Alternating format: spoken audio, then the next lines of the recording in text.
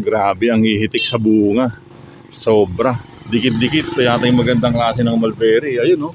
Ito yung binibenta sa Facebook na hitik sa bunga. Ito kung malalaking bunga to, ay magandang manghingi ng punla. Talaga naman, oh. Dami sa isang dikit-dikit. Gandang araw mga kaambot. Maligayang pagbabalik dito sa probinsya natin sa San Jose Occidental, Mindoro.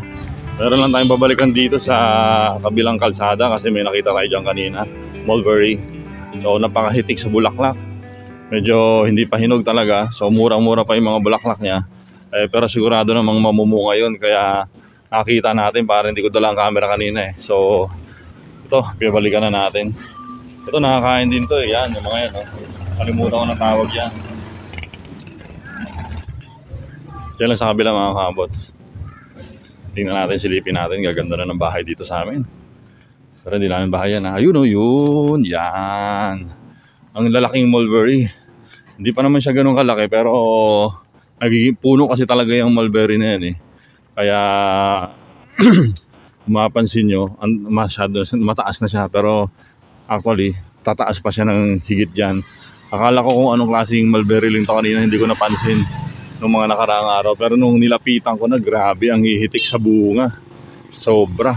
Dikit-dikit. Ito yata yung magandang klase ng mulberry. Ayun, oh. Yun. Sobra. Kung makikita nyo. Kung nakikita nyo dyan, ha. Kahit iyan na natin. Ang ganda ng pangabulaklak niya. Dikit-dikit talaga. Mukhang magandang klaseng mulberry to.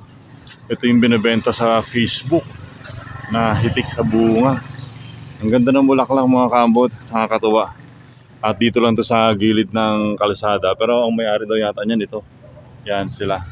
Ay nakikiblog lang naman tayo kasi na-appreciate natin. Ang ganda ng tanim nila. Nakakatuwa, no?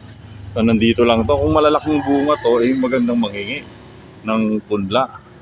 Talaga naman, no? Dami sa isang dikit-dikit. Sa isang sanga, dikit-dikit.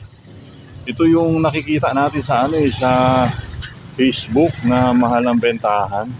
At hindi naman tayo sigurado kung talagang kung legit naman yung seller. So legit yung mulberry, pero ang tanong doon, legit ba yung seller? Kasi karamihan maraming gumagawa ng ng mga nakiki-account lang, pero mukhang malaki. Mukhang hindi siya native mga kaambot. Ang ganda niya, malaman to. Papabidyohan natin kay nanay kapag meron ng malalaking bunga. Ang ganda, hitik talaga sa bunga. Kasi naman, tingnan nyo, ito naman, wow, parang mga rambutan lang na hindi pa lumalaki Ayan yan Malaman tingnan natin yan kung malalaki talaga ang bunga niya. Ilang puno yan Ang ganda, lalaki na ng puno. Malamang matagal ng tanim itong mulberry na to. At hindi naman siya mukhang native. Kasi ang alam kong native ay medyo light ang color niya. Ito ay hindi natin alam kung Illinois or Australian mulberry. At hindi naman to Austerky kasi medyo maliit ang niya, ang dahon niya kumpara sa Austerky. Yan, ganyan na laki. At mukhang matagal na talaga kasi kita nyo naman ang mga puno niya, ang dami ng branch. Ganda ng pusa, puti, parang si Ocean. Yan, ang lalaki na ng kanyang mga branch. Kaya naman yung bunga talaga namang wow, one to sawa. Ang swerte naman ng mga dumadaan dito kapag nakita nilang hinog yan. Yan, laki na, lalo na itong isa, ang laki na. Nakakatawa, ilang puno to. 1, 2, 3, 4, 5. Ang ganda mga kaambot. Yun lang naman, pinakita ko lang naman sa inyo ang ganda ng bulaklak ng mga mulberry na nandito. At sa awa naman ng Diyos ay hindi tayo makakatikim nito. Sila nanay lang kapag nadadaan dito. Itong sanga na to.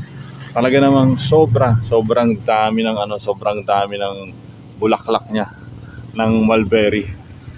Grabe, hitik sa bunga. Wow, alam nyo ba ang mulberry isang antioxidant, napakagandang prutas niyan. Napakagandang kainin ng tao yan kasi nga napaka-healthy ng prutas na ito. Grabe, panahon ba ng mulberry ngayon? Hindi ito pinutulan Kumbaga parang may bulaklak lang talaga siya. Grabe, ang ganda. Nakakatawa. Okay. Yun lang mga kaambot, maraming salamat. Kung nagustuhan nyo naman ang video natin, baka pwede pakishare, pakilike. At kung hindi naman abala, pakisubscribe na rin. Till next time.